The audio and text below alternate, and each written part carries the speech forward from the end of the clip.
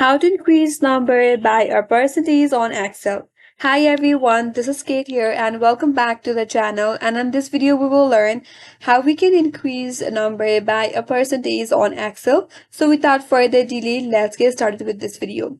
So for example, I have this value right here that we want to increase by a certain percent. So for example, if you want to increase the value by 10%, here's what you can do is, first of all, navigate to the cell, then you have to type it is equal to, then select the cell that contains the value. Then you have to type in star or that to be multiplied by 110% if you want to increase by 10%. For example, if you want to increase it by 20%, then you have to multiply it by 120.